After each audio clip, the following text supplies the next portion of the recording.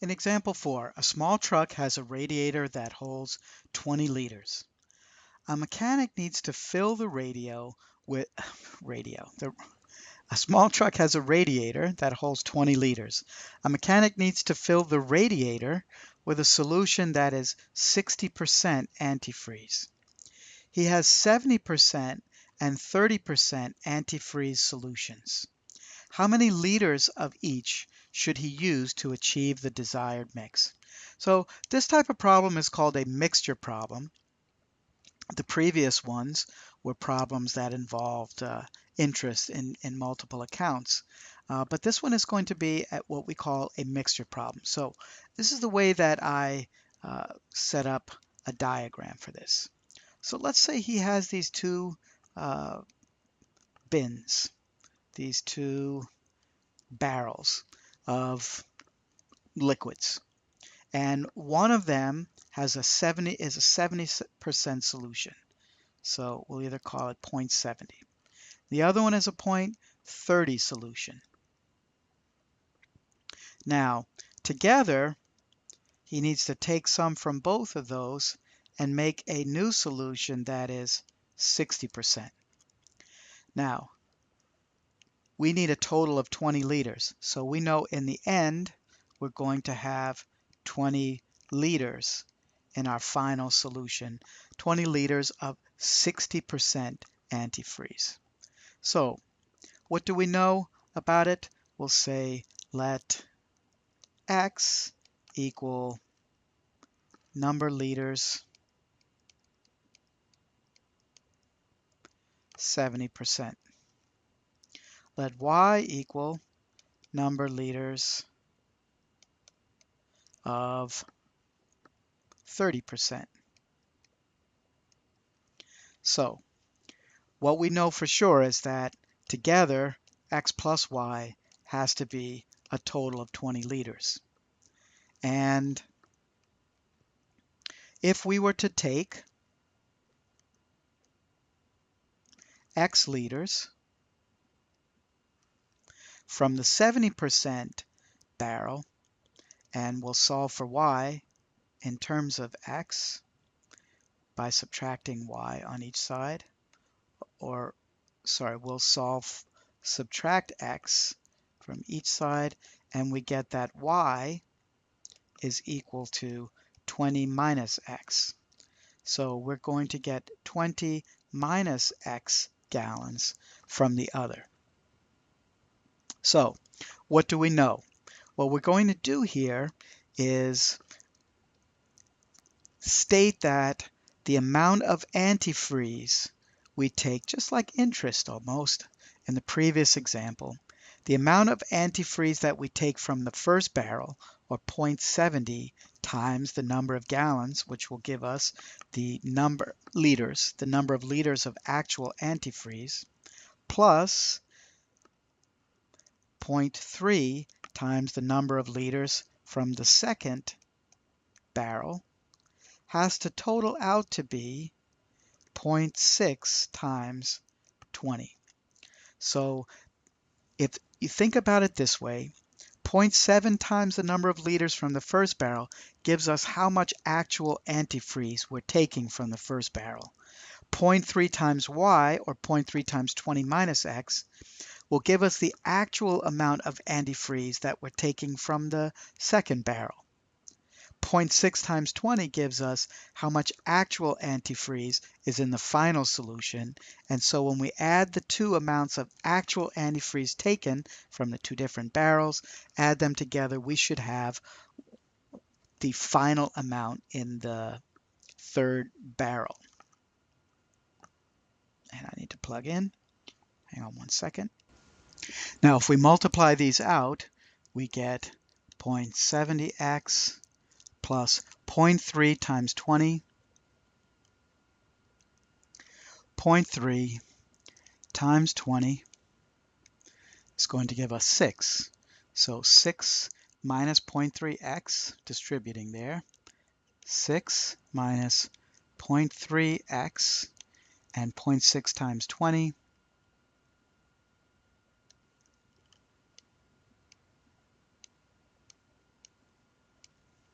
is 12 liters. So what that means is that we have 12 liters in the final solution, or 12 liters of actual antifreeze in the final solution. So 60% of 20 liters would be 12 liters of actual antifreeze. Now, if we were to combine like terms on the left, we would have 0.7 minus 0.3, which would be 0.4x plus 6 equals 12. Subtracting 6 on both sides is going to give us 0.4x is equal to 6. And we'll bring it over here. And 0.4x equals 6, dividing both sides by 0.4. Bringing back our calculator. And we have 6 divided by 0.4 is 15. So in that case, X would be equal to 15 liters. And we can write that over here. That's 15 liters. And if we know there's a total of 20 liters, then Y has to be 5 liters. And let's just double check our equations or double check our calculations. We have 15 times 0.7 plus 0.3 times 5. And let's see what that gives us. 0.7 times 15 is equal to 10.5. Let's do the other one at the same time. 0.3 times 5 is equal to 1.5. So we would get a total of 10.5 plus 1.5 would be 12 liters in the final solution, and 12 liters of actual antifreeze in the final solution. And so that checks out. All right, let's go on to the next example. All right, so apparently this is different, but actually it really is the same thing. A jeweler wishes to prepare 200 grams of 80% pure gold from sources that are 68% pure gold and 83% pure gold. How many grams of each should he use? So once again, I'll make a, right up here, X equals number grams of 80% gold, Y equals number grams of, 80 is the final result. Hold on one second.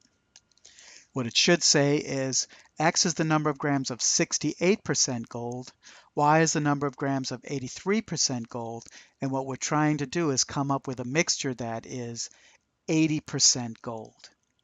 All right, so again, if you want to use the same type of a diagram, it's okay here. It's still a mixture problem, even though it may not make sense to use this with gold. But we have 0.68 on one, and we have 0.83 on the other. We're taking X grams from the first, and again, we know that X plus Y has to equal a total of 200 grams.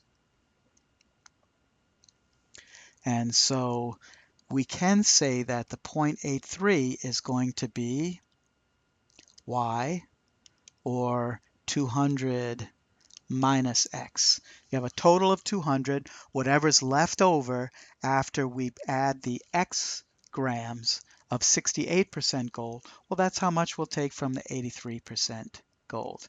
And we'll end up with a final total that is 80% gold and has 200 grams. All right, so our equation is going to be 0.68 times X, we don't need that, 0.68X plus 0.83 times 200 minus X has to equal 0.8 times 200.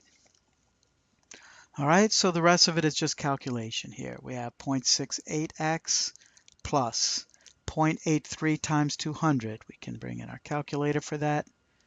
And 0.83 times 200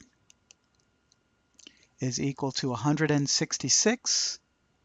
So we would have 166 minus 0.83 grams, minus 0.83x, sorry, is equal to 0.8 times 200, and 0.8 times 200 is going to give us 160.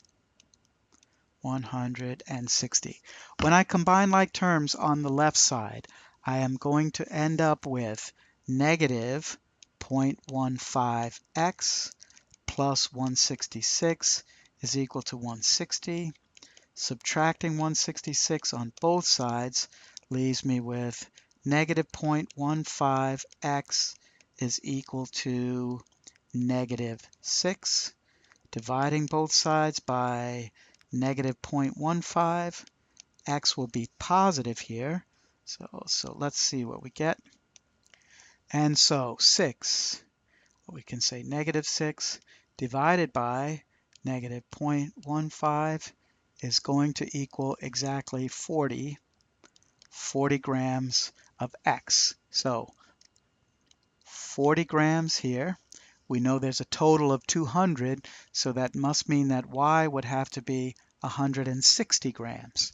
And so we'd like to check our results, and we have 0.68 times 40 plus 0.83 times 160, and we want to see what that comes out to be. 0.68 times 40 is equal to 27.2.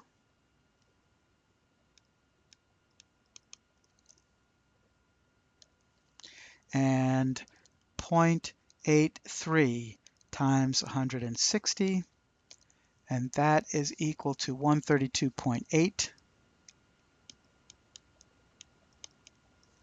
And together, that should give us exactly 160, and 0.8 times 200 is 160 grams of pure gold in our final mixture there. So that does check out. And so there you have this type of mixture problem. So some examples of mixture problems. Okay, we're going to stop this video here and go on to the final set of examples in the next.